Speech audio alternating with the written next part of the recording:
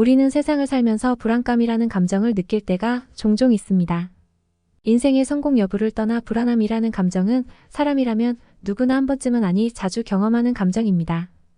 불안감 중에는 우리가 알아차리는 불안감이 있다면 그와는 반대로 우리가 알아차리지 못하는 불안감도 있습니다.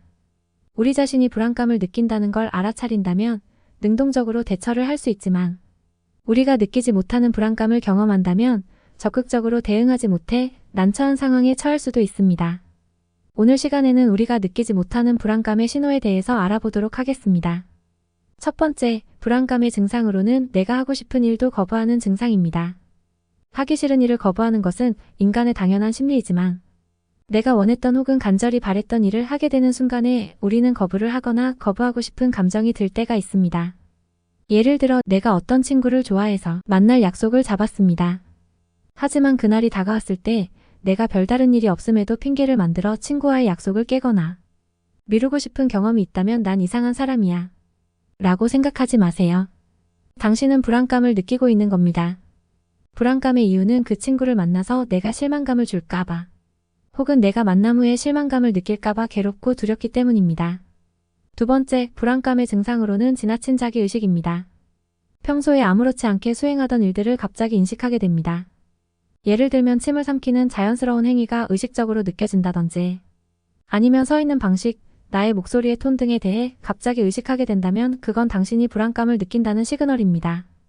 자신의 외모, 말, 행동 방식을 비롯해서 타인과 만나는 방식까지 걱정하기 때문에 불안감과 경계심을 느낍니다. 불안감으로 인해 의식하게 되고 이런 행동으로 인해 쉽게 지치고 더하면 번아웃 증상까지 나타날 수 있습니다. 세 번째, 불안감의 증상으로는 끊임없이 초조해합니다. 어떤 이들은 불안감을 느끼기 시작하면 종종 자기 자신의 일을 늘리는 등 바쁘게 만듭니다. 이렇게 불필요한 일을 늘리는 이유는 감정적 혼란으로부터 주의를 분산시키기 위해서입니다. 이건 무의식 속에 긴장을 푸는 행동이지만 이로 인해 불필요한 행동이나 일을 벌리게 되어 나중에 수습하기 어려워져 곤란을 겪을 수 있습니다.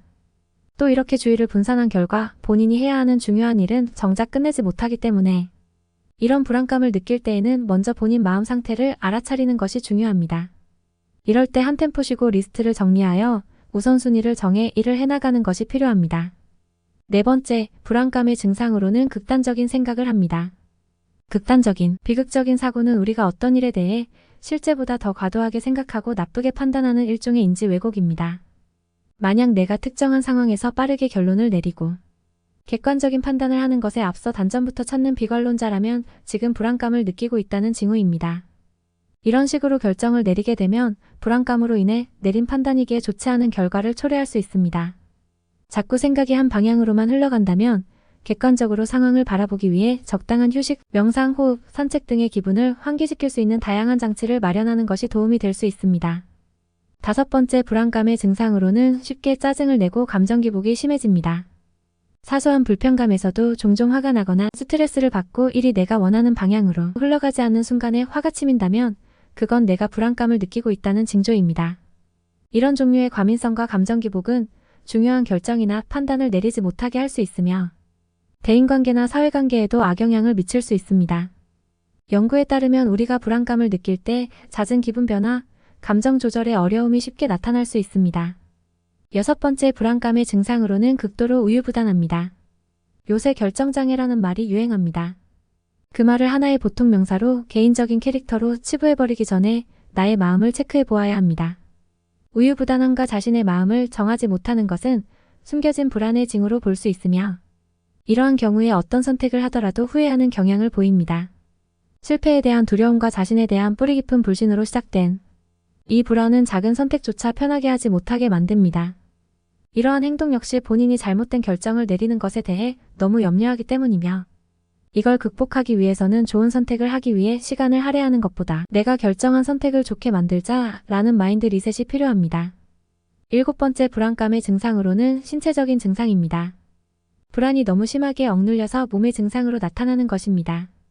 가장 일반적인 신체 증상으로는 불규칙한 심장박동, 가슴 두근거림, 근육 긴장, 만성 통증, 손떨림, 다한증, 메스꺼움, 배탈 등등이 있습니다. 우리가 질병과 관련이 없는 비타민제를 먹고 플라시보 효과로 마음이 평온함을 얻을 수 있다는 실험 결과를 보면 마음이 신체에 미치는 영향이 지대한 것을 알 수 있습니다. 이렇게 마음과 긍정의 힘이 중요합니다.